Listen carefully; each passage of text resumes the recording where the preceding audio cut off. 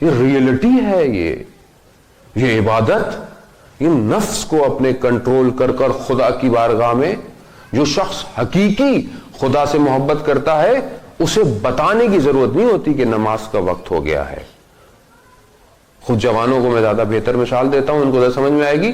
جو کسی کا عاشق ہوتا ہے وہ انتظار نہیں کرتا کہ میرا معشوق دروازہ کب کھولے گا، وہ اس کے دروازہ کھلنے سے پہلے اس کے دروازے کے باہر کھڑا ہوتا ہے.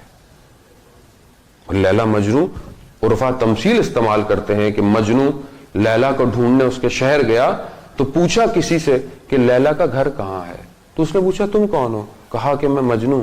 کہہ رہا تمہیں پوچھنے کی ضرورت نہیں ہونی چاہیے، تمہیں خود خوشبو آ جانی چاہیے. خلاصہ گھر پہنچا، کھٹکھٹ آیا، نوک کیا، اندر سے آواز آئی کون؟ تو مجنوں نے کہا کہ میں.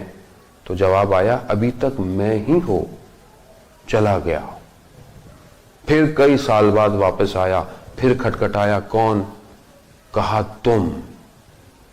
یعنی اپنے آپ کو فنا کر دیا.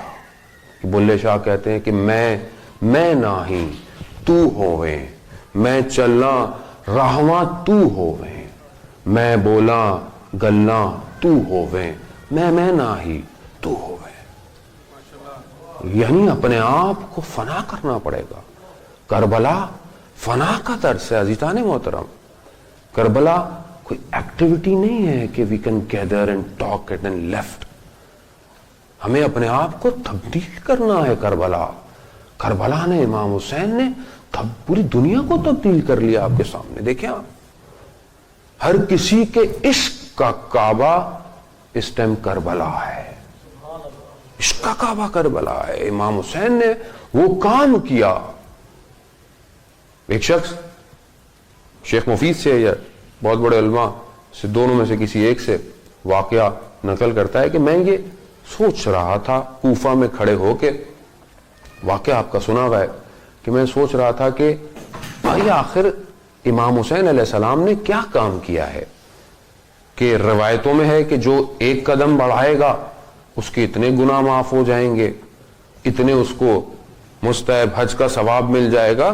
تو کہتا ہے میری سمجھ میں نہیں آ رہا تھا، میں اسی کشمکش میں کھڑا ہوا تھا. ایسے میں ایک گھوڑے سوار آیا، عربی گھوڑے سوار. اس نے بولا شیخ کیا مسئلہ ہے؟ کہا میں اس پریشانی میں ہوں. تو اس جوان گھوڑے سوار نے شیخ کو ایک مسئلہ بتایا.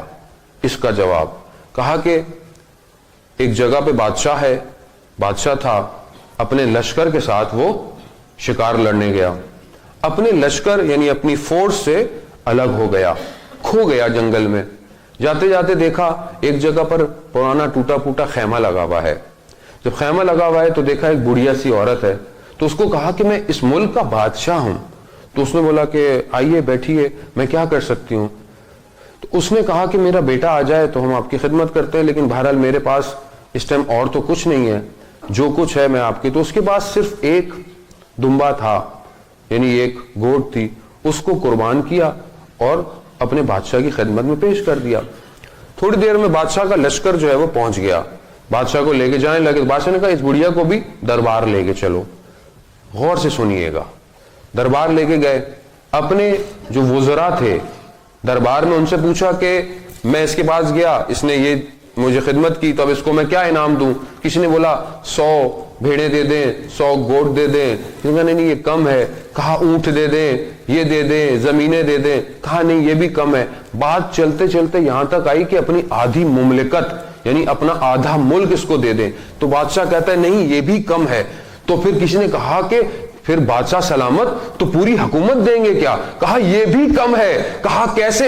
کیسے؟ جب میں اس کے پاس گیا تھا تو میں بادشاہ تھا، یہ رعایا تھی، اب رعایا کے پاس جو کچھ تھا اس نے دے دیا. میں بادشاہ ہوں، میرے پاس جو کچھ ہے پھر بھی میں اس کے مقابلے میں نہیں آ سکتا، مجھے اس کا شکریہ ادا کرنا پڑے گا. تو اس جوان نے کہا اے شیخ، امام حسین کے پاس 18 سال کا جوان تھا، اللہ کو دے دیا. 6 ماہ کا بچہ تھا، اللہ کو دے دیا.